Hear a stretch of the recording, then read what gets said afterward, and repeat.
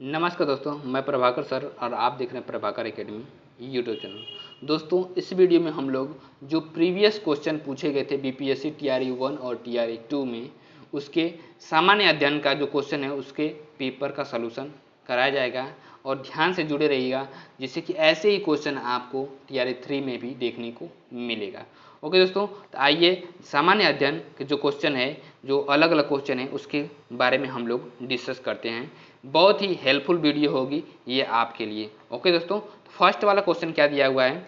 First question दिया गया है कि संदर्भ सभ्यता से है, ठीक है। निम्नलिखित में से कौन सा जानवर सिंधु घाटी सभ्यता के लोगों को नहीं पता था? ऑप्शन ए बैल, ऑप्शन बी घोड़ा और ऑप्शन सी हाथी और ऑप्शन डी उपयुक्त में से कोई नहीं। इसका राइट ऑप्शन हो जाएगा ऑप्शन डी, उपयुक्त में से कोई नहीं।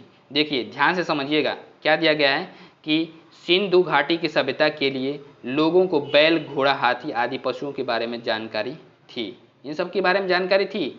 जहाँ तक कि घोड़े का प्रश्न है, प्रारंभ में ऐसा माना जाता है कि सैंधव लोग घोड़े से परिचित नहीं थे, किंतु लोथल, सुरकोटदा, कालीबंगन आदि स्थलों में घोड़े की मृद मूर्तियाँ और हड्डियाँ, जबड़े आदि के अवशेष मिले जाने के पश्चात यह निश्चित हो गया था कि इस पशु से भी सैंधव के लोग परिचित थे।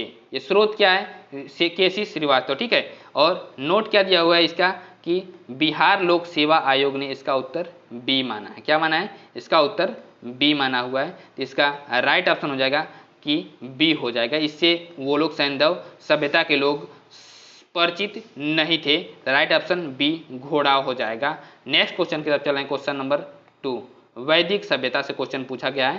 क्वेश्चन नंबर 2 देखिए, ध्यान से देखिएगा। इसको क्या दिया गया है कि प्रारंभिक वैदिक काल के दौरान कौन सा शहर प्राचीन मगध साम्राज्य की राजधानी के रूप में कार्य करता था? प्राचीन शहर प्राचीन मगध साम्राज्य की राजधानी के रूप में कार्य करता था। Option A Rajgriha, option B Champa और ऑप्शन सी वैशाली और ऑप्शन डी पाटलिपुत्र। तो इसका राइट ऑप्शन हो जाएगा क्या? ऑप्शन ए राजगृह हो जाएगा। और कैसे होगा, क्या क्या चीज़ें दी गई हैं इसके बारे में कुछ डिस्क्रिप्शन दिया गया। क्या कि प्रारंभिक वैदिक काल के दौरान राजगृह शहर प्राचीन मगध राज्य की राजधानी के रूप में कार्य करता था और मगध साम्राज्य में आधुनिक पटना, गया तथा शाहाबाद का कुछ हिस्सा भी पड़ता था।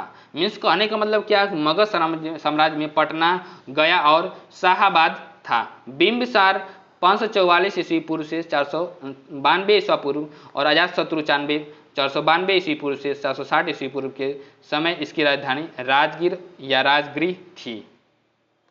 किंतु उदयन 460 ईस्वी पूर्व से 444 ईस्वी पूर्व थे ने राजगृह से अपनी राजधानी पाटलिपुत्र मीन्स पटना कर दिया या कुसुमपुर स्थानांतरित की। शिशुनाग वंश के शिशुनाग 412 ईस्वी से 394 ईस्वी ने पाटलिपुत्र से राजधानी स्थानांतरित करके वैशाली को मगध साम्राज्य की राजधानी बनाया। क्या? वैशाली को मगध साम्राज्य की राजधानी बनाया। किंतु कालांतर में काराशोक 394 से 366 ईस्वी पूर्व पुनः पाटलिपुत्र स्थानांतरित कर दिया और मौर्य साम्राज्य तक यही राजधानी में रही। मीन्स पाटलिपुत्र को आज के नाम में पटना जाना जाता है। ओके दोस्तों, नेक्स्ट क्वेश्चन की तरफ चलते हैं। क्वेश्चन नंबर, ये क्वेश्चन किससे रिलेटेड है? बौद्ध, जैन और भागवत एवं शैव धर्म से, ठीक है। निम्नलिखित कथनों पर विचार कीजिए। फाहियान एक चीनी तीर्थयात्री था। क्या था? एक चीनी तीर्थयात्री था जो हर्ष के शासनकाल के दौरान भारत आया था। और नेक्स्ट क्या है कि वेनसांग एक चीनी बौद्ध भिक्षु थे जिन्होंने चंद्रगुप्त द्वितीय के शासनकाल के दौरान भारत का दौरा किया था। उपयुक्त में से कौन सा कथन सही है? तो ऑप्शन ए केवल एक, ऑप्शन बी केवल दो और ऑप्शन सी एक और दो दोनों और ऑप्शन डी उपयुक्त में से कोई नहीं। तो इसका राइट ऑप्शन हो जाएगा ऑप्शन डी, उपयुक्त में से कोई नहीं। ओके दोस्तों, अब इसका डिस्क्रिप्शन क्या है इसके बारे में समझ लेते हैं, ध्यान से समझिएगा। ठीक है दोस्तों, क्या दिया है कि फाहियान एक चीनी यात्री बौद्ध तीर्थयात्री था। क्या? चीनी बौद्ध तीर्थयात्री था जो चंद्रगुप्त द्वितीय के शासनकाल के दौरान भारत आया था और पाटलिपुत्र शहर में फाहियान ने लगभग 3 साल संस्कृत का अध्ययन किया। किसका? संस्कृत का अध्ययन किया। वेनसांग एक चीनी बौद्ध भिक्षु था जो राजा हर्षवर्धन के शासनकाल में भारत आया था और उसने कश्मीर, सियालकोट, कन्नौज तथा नालंदा में हीनयान और महायान बौद्ध धर्म का अध्ययन किया, अतः कोई भी कथन सही नहीं है।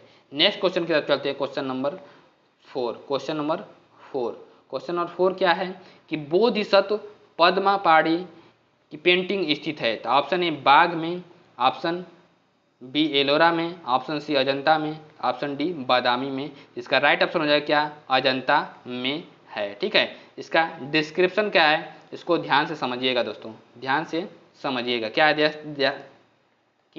कि बोधिसत्व पद्माड़ी की पेंटिंग अजंता की गुफा में स्थित है और संस्कृत में पद्मपाड़ी का शाब्दिक अर्थ कमल धारण करने वाला होता है। क्या होता है, पद्मपाड़ी का शाब्दिक अर्थ कमल धारण करने वाला होता है। बादामी गुफा मंदिर कर्नाटक के उत्तरी भाग में बागलकोट जिले के एक शहर बादामी में स्थित है। बागलकोट और जैन गुफा मंदिरों का एक परिसर है।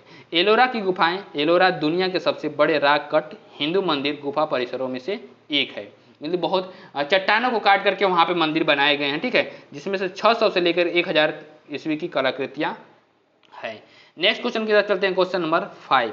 क्वेश्चन नंबर 5 क्या दिया हुआ है कि भारतीय कला में स्तूप, चैत्य और विहार का निर्माण निम्नलिखित में से किसके संबंधित है। ऑप्शन ए आजीविका संप्रदाय से, ऑप्शन बी वैष्णव संप्रदाय से, ऑप्शन सी बौद्ध संप्रदाय से और ऑप्शन डी शैव संप्रदाय से। तो दोस्तों इसका राइट ऑप्शन हो जाएगा क्या, ऑप्शन सी बौद्ध धर्म से। किससे, बौद्ध धर्म से। अब इसका डिस्क्रिप्शन है जो उसको देख लेते हैं ध्यान से। इसका डिस्क्रिप्शन क्या है कि भारतीय कला में स्तूप, चैत्य और विहार का निर्माण बौद्ध धर्म से संबंधित है। बौद्ध धर्म की धार्मिक वास्तुकला भारतीय उपमहाद्वीप में विकसित हुई है और शुरुआती बौद्ध धर्म के धार्मिक वास्तुकला से निम्न प्रकार के ढांचे जुड़े हुए हैं: मठ, विहार, अशोक अवशेष, स्तूप एवं मंदिर या प्रार्थना कक्ष, चैत्य एवं स्तंभ। चैत्य बौद्ध पूजा स्थल, जबकि विहार बौद्ध भिक्षुओं का निवास होता है। जो विहार होता है बौद्ध भिक्षुओं का निवास स्थल होता है। और स्तूपों के निर्माण का उद्देश्य गौतम बुद्ध के अवशेषों का पूजा व सुरक्षा थी। क्या, पूजा और सुरक्षा थी। बौद्ध मठ, विहार का तात्पर्य उस जगह से जहाँ बौद्ध धर्म के गुरु अपने शिष्यों को शिक्षा, उपदेश आदि देते थे। बोध गया में स्थित महाबोधि मंदिर बौद्ध मठ का एक उदाहरण है। क्या, बौद्ध मठ का एक उदाहरण है। नेक्स्ट क्वेश्चन की तरफ चलते हैं। 16 महाजनपद से जो क्वेश्चन उठाया गया है बीपीएससी में, उसके बारे में हम लोग डिस्कस करते हैं। क्या दिया हुआ है कि मगध एवं अंग के मैदान में निम्नलिखित में से किसके हिस्से हैं। क्या, किसके हिस्से हैं। ऑप्शन ए दिया हुआ है कि ऊपरी गंगा का मैदान, ऑप्शन बी मध्य गंगा का मैदान और ऑप्शन सी निम्न गंगा का मैदान और ऑप्शन डी क्या दिया हुआ है उपयुक्त में से एक से अधिक, ऑप्शन ई क्या दिया हुआ है उपयुक्त में से कोई नहीं। दोस्तों इसका राइट ऑप्शन हो जाएगा ऑप्शन बी मध्य गंगा का मैदान हो जाएगा। आइए इसके डिस्क्रिप्शन के बारे में समझ लेते हैं, ध्यान से समझिएगा दोस्तों। डिस्क्रिप्शन क्या है कि मध्य गंगा का मैदानी पूर्वी उत्तर प्रदेश और संपूर्ण बिहार तक विस्तृत है। क्या, उत्तर प्रदेश और संपूर्ण बिहार तक विस्तृत है। इसकी औसत ऊंचाई 50 से लेकर के 100 मीटर तक है। मगध एवं अंग मध्य गंगा मैदान में स्थित है। मध्य गंगा का मैदान कृषि के लिए प्रसिद्ध है। नेक्स्ट क्वेश्चन की तरफ चलते हैं। मौर्य एवं मौर्योत्तर काल में। क्या, मौर्य एवं मौर्योत्तर काल में चलते हैं। क्या है कि कौटिल्य किस स्थान में राजनीति विज्ञान और अर्थशास्त्र के प्राध्यापक थे। कौटिल्य किस स्थान में। तो ऑप्शन ए क्या है Nalanda, option B Pataliputra, option C Takshashila, option D उपयुक्त में से एक से अधिक और ऑप्शन ई उपयुक्त में से कोई नहीं। तो दोस्तों इसका राइट ऑप्शन हो जाएगा ऑप्शन सी तक्षशिला हो जाएगा। ठीक है दोस्तों, इसके एलोब्रेशन में डिस्क्रिप्शंस के बारे में समझ लेते हैं, ध्यान से समझिएगा। क्या है कि कौटिल्य, जिन्हें चाणक्य के नाम से भी जाना जाता है, एक प्रसिद्ध भारतीय अर्थशास्त्री थे। क्या, प्रसिद्ध भारतीय अर्थशास्त्री थे, दार्शनिक और राजनीतिक सलाहकार थे। यह प्राचीन तक्षशिला विश्वविद्यालय में राजनीतिक विज्ञान और अर्थशास्त्र के प्राध्यापक थे, जो विश्व के सबसे पुराने विश्वविद्यालय में से एक था और प्राचीन भारत में शिक्षा का केंद्र था। ठीक है दोस्तों, नेक्स्ट क्वेश्चन की तरफ चल रहे हैं। क्वेश्चन नंबर गुप्त काल एवं गुप्तोत्तर काल की तरफ। ठीक है, गुप्त काल और गुप्तोत्तर काल की तरफ चलते हैं। अब क्वेश्चन क्या दिया हुआ है कि चीनी स्रोत के अनुसार श्रीलंका के शासक मेघवर्मन ने गया में बौद्ध मंदिर बनाने की अनुमति के लिए निम्नलिखित में से किस गुप्त राजा के पास एक मिशनरी भेजा था। ऑप्शन ए चंद्रगुप्त प्रथम, option B Samudragupta, option C Chandragupta द्वितीय और ऑप्शन डी इनमें से कोई नहीं। तो दोस्तों इसका राइट ऑप्शन हो जाएगा ऑप्शन बी समुद्रगुप्त। समुद्रगुप्त के राजा के पास भेजा गया था, मिशनरी भेजा गया था। ठीक है दोस्तों, अब इसके डिस्क्रिप्शन के बारे में समझ लेते हैं। डिस्क्रिप्शन क्या है कि चीनी स्रोत के अनुसार श्रीलंका के शासक मेघवर्मन ने गया बौद्ध मंदिर बनवाने की अनुमति के लिए गुप्त शासक समुद्रगुप्त के लिए एक मिशनरी भेजा गया था। अब आइए विविध के बारे में डिस्कस करते हैं। विविध इस चैप्टर से विविध जो क्या है, अपेंडिक्स क्या है, इसके बारे में। राजनीति की प्रारंभिक पुस्तक नीतिसार किसके द्वारा लिखी गई है? Option A Kautilya, option B Kamandaka और ऑप्शन सी चरक और ऑप्शन डी इनमें से कोई नहीं। तो इसका राइट ऑप्शन हो जाएगा कामंदक हो जाएगा। ओके दोस्तों, इसका डिस्क्रिप्शन के बारे में समझ लेते हैं। ध्यान से समझिएगा डिस्क्रिप्शन क्या दिया हुआ है कि राजनीति की प्रारंभिक पुस्तक नीतिसार के लेखक कामंदक हैं। यह पुस्तक कौटिल्य के अर्थशास्त्र पर आधारित है। क्या? कौटिल्य के अर्थशास्त्र पर आधारित है। इसमें प्राचीन भारत के राजनीतिक, कूटनीति और राजकीय परिदृश्य का वर्णन किया गया है। यह पुस्तक गुप्त काल में लिखी गई थी। किसमें? गुप्त काल में लिखी गई थी। ओके दोस्तों, नेक्स्ट क्वेश्चन की तरफ चल रहे हैं। क्वेश्चन नंबर 10 की तरफ चल रहे हैं। सूची फर्स्ट को सूची सेकंड के साथ सुमेलित कीजिए। क्या? सूची फर्स्ट को सूची सेकंड के साथ सुमेलित कीजिए। ऑप्शन इसमें दिए चरक को किससे मिलाना है? ब्रह्मबुद्ध को किससे मिलाना है? वराह मिहिर को किससे मिलाना है? विशाखदत्त को। गणित, चिकित्सा, नाटककार, ज्योतिष। ठीक है दोस्तों, तो ऑप्शन क्या दिया गया है? नीचे क्या दिया है कि नीचे दिए गए कोड का प्रयोग करके सही उत्तर का उत्तर चुनिए। सही उत्तर को चुनिए। ABCD 1 2 3 ऐसे करके दिया गया है। तो इसका क्या होगा? ध्यान से देखिए। चरक जो थे चिकित्सा से संबंधित थे, ठीक है, और ब्रह्मगुप्त जो थे गणित से थे, वराह मिहिर ज्योतिष से थे, विशाखदत्त नाटककार से थे। तो इसका राइट ऑप्शन हो जाएगा ऑप्शन ए का 2 और बी का फर्स्ट, सी का 4 और डी का 3rd। राइट ऑप्शन ये हो जाएगा दोस्तों। ठीक है दोस्तों, अब नेक्स्ट क्वेश्चन की तरफ चल रहे हैं। Question number 11। क्वेश्चन नंबर 11 क्या दिया गया है? ध्यान से समझिएगा कि ऐतिहासिक दक्षिणापथ नामक क्षेत्र का विस्तार है। क्या? विंध्याचल पर्वत श्रेणी से कृष्णा नदी के मध्य, ऑप्शन बी विंध्याचल पर्वत श्रेणी से कावेरी नदी के मध्य, ऑप्शन सी सतपुड़ा पर्वत श्रेणी से नीलगिरी के मध्य, ऑप्शन डी उपयुक्त में से एक से अधिक, ऑप्शन ई उपयुक्त में से कोई नहीं। इसका राइट ऑप्शन हो जाएगा उपयुक्त में से एक से अधिक। ओके दोस्तों, राइट ऑप्शन डी हो जाएगा। इसके जो डिस्क्रिप्शन है उसको ध्यान से समझ लीजिएगा। क्या है डिस्क्रिप्शन?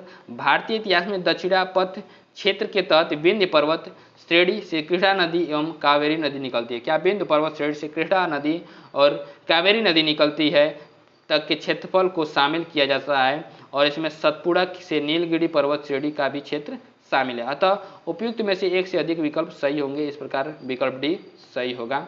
नेक्स्ट क्वेश्चन की तरफ चलते हैं। अब मध्यकालीन इतिहास की तरफ चलते, दिल्ली सल्तनत की तरफ। ठीक है दोस्तों, ये 69वीं BPSC प्री 2023 में पूछा गया था। सर इनमें से किसने भारत फारसी त्योहार नवरोज की शुरुआत की है? किसका?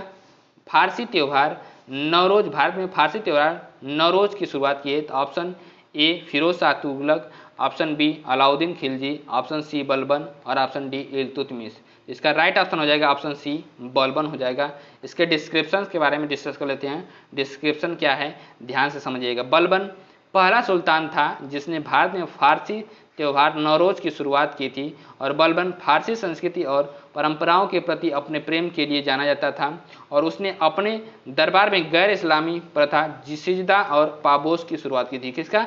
सिजदा और पाबोस की शुरुआत की थी। तो ये भी यहाँ से क्वेश्चन बन सकता है, जो उसने सिजदा और पाबोस प्रथा को शुरुआत की थी। ठीक है, नेक्स्ट क्वेश्चन की तरफ चलें। तुगलक वंश की तरफ चलें। तुगलक वंश कि मोहम्मद बिन तुगलक के शासनकाल में, क्या? मोहम्मद बिन तुगलक के शासनकाल में भारत आए प्रसिद्ध मुस्लिम खोजकर्ता इब्न बतूता किस देश के थे? तो option A Afghanistan, option B Morocco, option C Iraq, उपयुक्त में से एक से अधिक, ऑप्शन ई जो उपयुक्त में से कोई नहीं। तो इब्न बतूता जो थे वो मोरक्को के थे। क्या थे? राइट ऑप्शन क्या हो जाएगा? ऑप्शन बी मोरक्को हो जाएगा। ओके दोस्तों, अब इसका जो डिस्क्रिप्शन है इसको भी देख लीजिए। सल्तनत कालीन तुगलक वंशी शासक मोहम्मद बिन तुगलक के शासनकाल में आया प्रसिद्ध खोजकर्ता एवं यात्री इब्न बतूता अफ्रीका के मोरक्को का निवासी था। वह मध्य एशिया के मार्ग से होते हुए भारत के सिंध प्रांत वर्ष 1333 में पहुंचा। मोहम्मद बिन तुगलक 1325 से 1351 ईस्वी ने इब्न बतूता को दिल्ली का काजी जज नियुक्त कर दिया था। क्या?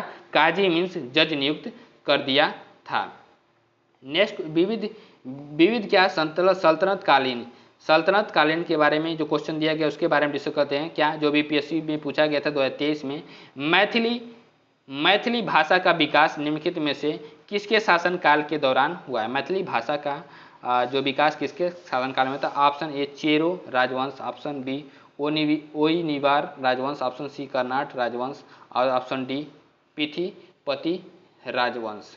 तो दोस्तों इसका राइट ऑप्शन हो जाएगा कि ऑप्शन सी कर्नाट राजवंश, ऑप्शन सी हो जाएगा सही। ठीक है दोस्तों, अब इसके डिस्क्रिप्शंस को समझ लेते हैं। डिस्क्रिप्शन क्या है ध्यान से समझिएगा कि डॉक्टर राम प्रकाश शर्मा ने मैथिली के विकास की सबसे अच्छी अवधि 1206 से 1526 में बताया है। इसी काल में ज्योतिश्वर और विद्यापति द्वारा मैथिली भाषा में सर्वश्रेष्ठ रचनाएं की गई और इस दौरान मिथिला के क्षेत्र में कर्नाट वंश या सिमराव वंश 1097 से ईस्वी से और 1325 ईस्वी का शासन था। नेक्स्ट क्वेश्चन के साथ चलते हैं कि 15वीं और 16वीं शताब्दी के धार्मिक आंदोलन के बारे में चलते हैं। ठीक है, ऑप्शन क्वेश्चन क्या दिया हुआ है कि नामपंथियों, सिद्धों और योगियों ने भक्ति धर्म को किस क्षेत्र में लोकप्रिय बनाया? क्या? भक्ति धर्म को किस क्षेत्र में लोकप्रिय बनाया है? तो ऑप्शन ए उत्तर भारत में, ऑप्शन बी दक्षिण भारत में, ऑप्शन डी पश्चिम भारत में, ऑप्शन सी पूर्व भारत में। तो इसका राइट ऑप्शन हो जाएगा ऑप्शन ए उत्तर भारत में। ओके दोस्तों, कैसे बनाया है? देखिए, नामपंथियों, सिद्धों और योगियों ने भक्ति धर्म का उत्तर भारत में लोकप्रिय बनाया है। उसके बाद क्या है? नामपंथी, सिद्ध और योगी दुनिया के त्याग में विश्वास करते थे। क्या? दुनिया के त्याग में विश्वास करते थे। उन्होंने पारंपरिक धर्म और सामाजिक व्यवस्था के अनुष्ठान और अन्य पहलुओं की आलोचना की है। उनके अनुसार निराकार परात्मा का ध्यान तथा उनके साथ एक हो जाने का एहसास मुक्ति का मार्ग है। ठीक है, नेक्स्ट मुगल साम्राज्य प्रशासन व वित्त व्यवस्था के बारे में संस्कृति एवं कला। वित्त व्यवस्था में संस्कृति एवं कला क्या है? फुतुहात ए आलमगिरी किसके द्वारा लिखी गई थी? ऑप्शन ए ईश्वरदास नागर, ऑप्शन बी भीमसेन और ऑप्शन सी हरिदास। इनमें से कोई नहीं। ये 69वीं पीपीएससी प्री में पूछा गया था 33 में। जिसका राइट ऑप्शन हो जाएगा ऑप्शन सी हरिदास के ने लिखा था। किसके द्वारा? नहीं, ऑप्शन ए क्या हो जाएगा इसका? ऑप्शन ए होगा। इसको सॉरी दोस्तों, ये ऑप्शन ए हो जाएगा ईश्वरदास नागर। क्या? ईश्वरदास नागर हो जाएगा। ठीक है, क्या डिस्क्रिप्शन है कि फुतुहात ए आलमगिरी ईश्वरदास नागर द्वारा लिखी गई थी। इसमें 1698 ईस्वी तक के औरंगजेब के शासनकाल की कुछ महत्वपूर्ण घटनाएं शामिल हैं। ओके दोस्तों, नेक्स्ट क्वेश्चन के साथ चलते हैं। Question number 6। क्वेश्चन नंबर 6 क्या है कि निम्नलिखित में से किस बंदरगाह को मुगल काल के दौरान बाबुल का मक्का का द्वार कहा जाता है? तो ऑप्शन ए कालीकट को, ऑप्शन बी सूरत को, ऑप्शन सी कैम्बे को और ऑप्शन डी ब्रोच को। तो इसका राइट ऑप्शन हो जाएगा ऑप्शन बी सूरत को। ठीक है दोस्तों, इसका डिस्क्रिप्शन है, ध्यान से देख लीजिएगा डिस्क्रिप्शन को। क्या डिस्क्रिप्शन है कि सूरत बंदरगाह को मुगल काल के दौरान का बाबुल मक्का का द्वार कहा जाता था, क्योंकि मक्का की तीर्थ यात्रा सूरत से ही शुरू होती है। कहाँ से? सूरत से ही शुरू होती है। सूरत गुजरात का प्रमुख शहर है। क्या है? सूरत गुजरात का प्रमुख शहर है। यह अपने वस्त्रों के लिए जाना जाता है। मध्यकाल के दौरान यह एक महत्वपूर्ण बंदरगाह था। इसे पश्चिमी एशिया के प्रवेश द्वार के रूप में भी जाना जाता है। नेक्स्ट क्वेश्चन की तरफ चलते हैं। Question number 7। क्वेश्चन नंबर 7 क्या दिया हुआ है कि निम्नलिखित कथनों पर विचार कीजिए। भारत में बाबर के आगमन के कारण क्या थे? भारत में बाबर के आगमन के कारण क्या? ऑप्शन फर्स्ट स्टेटमेंट किया है कि उपमहाद्वीप में बारूद का आगमन। और नेक्स्ट क्या है कि क्षेत्र की वास्तुकला में मेहराब और गुंबद का परिचय हुआ। नेक्स्ट क्या है? प्रदेश में तैमूरिड राजवंश की स्थापना हुई। और नेक्स्ट क्या है? युद्ध में तोपों की शुरुआत हुई। उपयुक्त में से कौन से कथन सही हैं? तो ऑप्शन ए क्या दिया हुआ है? ऑप्शन ए दिया हुआ है कि केवल 1 और 2। ऑप्शन बी दिया है 1, 2, 3। ऑप्शन सी दिया हुआ है 3 और 4। तो ऑप्शन डी उपयुक्त में से कोई नहीं। तो दोस्तों इसका राइट ऑप्शन हो जाएगा ऑप्शन सी 3 और 4 ये सही होगा। ठीक है, मीन्स प्रदेश में तैमूरिद राजवंश की स्थापना हुई और युद्ध में तोपों की शुरुआत हुई। अब इसका डिस्क्रिप्शन क्या है, इसको ध्यान से समझ लीजिएगा। ओके दोस्तों, क्या है कि बाबर के आगमन के कारण भारत में तैमूर वंश की स्थापना हुई एवं युद्ध में तोपों की शुरुआत हुई।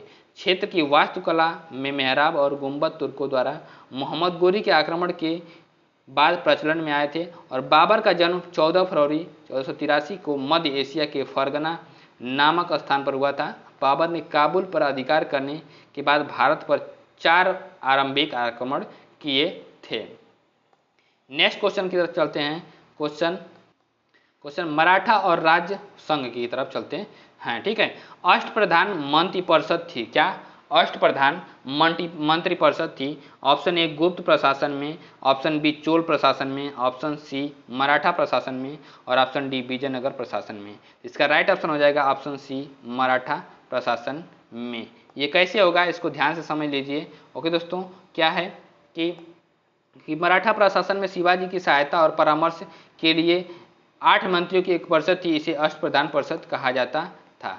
अष्टप्रधान परिषद का प्रत्येक मंत्री अपने विभाग का प्रमुख था। वह शिवाजी द्वारा नियुक्त होता है एवं अपने कार्यों के लिए वह शिवाजी के प्रति उत्तरदायी था। ये मंत्री शिवाजी के उच्च सचिव के सामने थे और लेकिन शिवाजी मंत्रियों से परामर्श लेने के लिए बाध्य नहीं थे। शिवाजी ने किसी भी मंत्री के पद को आनुवंशिक नहीं होने दिया था और शिवाजी कि अष्टप्रधान मंत्रिपरिषद निम्न है। क्या है? अष्टप्रधान मंत्रिपरिषद निम्न है। कौन कौन से हैं, इसको ध्यान से समझ लीजिएगा। पेशवा अथवा मुख्य प्रधान राजा का प्रधानमंत्री होता था। अमात्य पंथ अथवा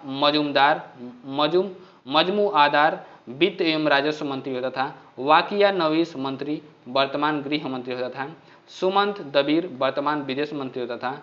सचिव पुरनविस चिटनीस राजकीय पत्र व्यवहार होता था। सेनापति सरे नौबत। ठीक है, नेक्स्ट क्या है? न्यायाधीश मुख्य न्यायाधीश होता था। पंडित राव सद्र धार्मिक कार्यों के लिए होता था। नेक्स्ट क्वेश्चन की तरफ चलते हैं। आधुनिक भारत का इतिहास। मुगल साम्राज्य का पतन। क्या? मुगल साम्राज्य का पतन और स्वायत्त राज्यों का उदय। क्या? स्वायत्त राज्यों का उदय। ठीक है, बक्सर की लड़ाई। क्या है? बक्सर की लड़ाई। बक्सर की लड़ाई के बाद किस संधि पर हस्ताक्षर किए गए?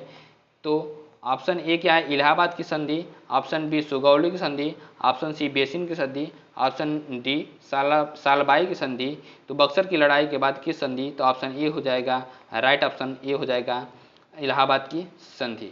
आइए दोस्तों, इसके बारे में डिस्क्रिप्शन से देख लेते हैं। ध्यान से देखिएगा कि अब बक्सर की लड़ाई के बाद रॉबर्ट क्लाइव ने मुगल सम्राट शाह आलम द्वितीय अथवा अवध के नवाब शुजाउद्दौला के साथ इलाहाबाद की संधि 1965 की, जिसके अंतर्गत मुगल सम्राट के बंगाल को अंग्रेजों को दे दिया। क्या? मुगल सम्राट ने बंगाल को अंग्रेजों को दे दिया और क्लाइव को बंगाल का पहला गवर्नर बना दिया। क्या? क्लाइव का पहला गवर्नर बन गया बंगाल का। ठीक है, मुगल सम्राट ने 26 लाख रुपये वार्षिक भुगतान के बदले ईस्ट इंडिया कंपनी को बंगाल, बिहार और उड़ीसा की दीवानी दे दी थी। क्या?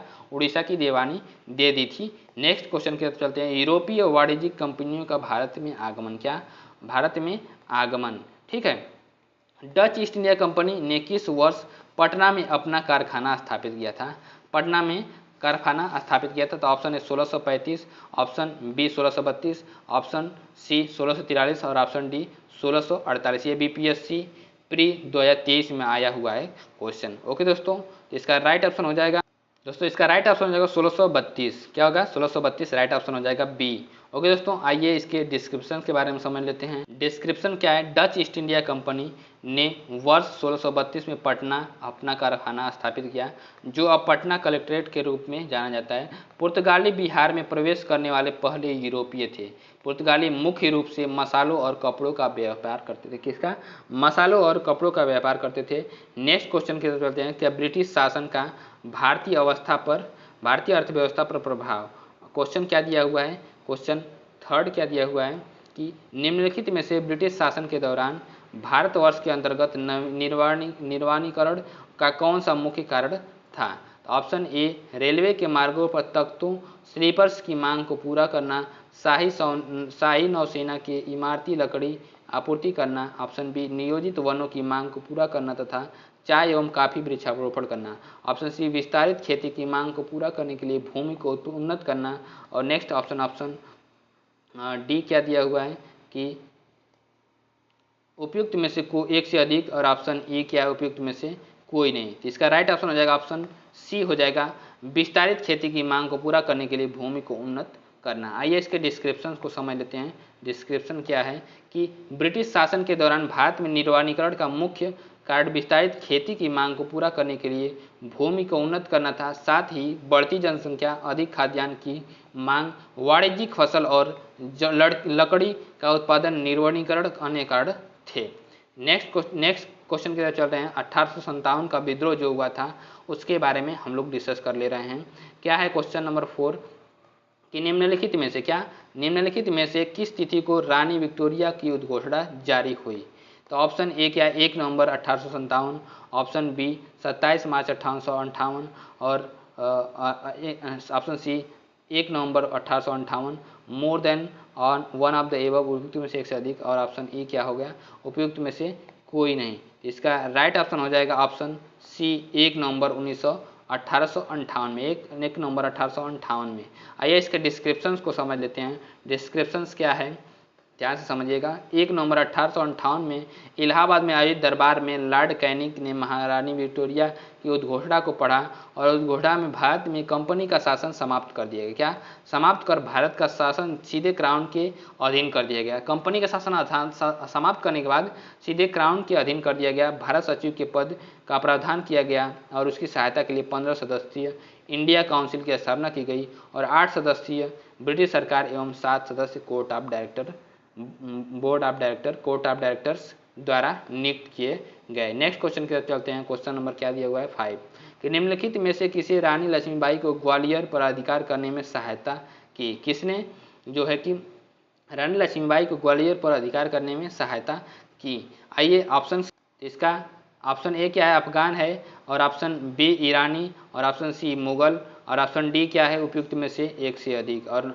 ऑप्शन ई क्या नन में से उपयुक्त में से कोई नहीं। ये बीपीएससी टीआरई 2.0 में पूछा गया था शिफ्ट 2 में। ठीक है दोस्तों, तो इसका राइट ऑप्शन हो जाएगा अफगान ने हेल्प किया था ग्वालियर को पाने के लिए रानी लक्ष्मीबाई का। ठीक है, इसका जो इलेबोरेशन है इसको भी समझ लीजिए कि रानी लक्ष्मीबाई को ग्वालियर पर अधिकार करने में अफगानों ने सहायता की थी, और 1857 की क्रांति में महारानी लक्ष्मीबाई ने फिरंगियों से लोहा लेने के लिए बांदा नवाब अली बहादुर द्वितीय को, जिन्हें वे अपना भाई मानती थी, को पत्र के साथ राखी भेज करके उसकी लाज रखने को कहा, और बांदा नवाब 10,000 सैनिकों के साथ झांसी लड़ने पहुंच गई थी।